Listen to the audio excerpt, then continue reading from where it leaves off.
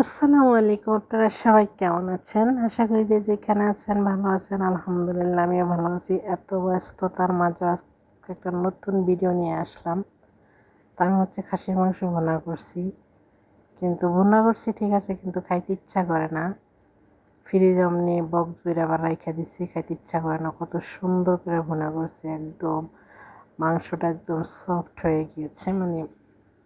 প্রচণ্ড অনেক সময় যাবত আমি চুলার উপর রাইখা দিছি, আস্তে আস্তে জাল দিছি, শুধু কষাইছি মাংসটা আর কি, তাতে এরকমের সেদ্ধ হয়ে গেছে।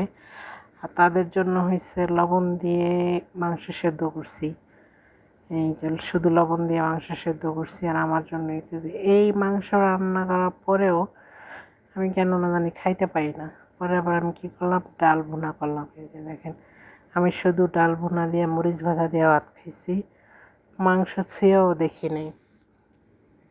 আমার মতো কে কে আছে?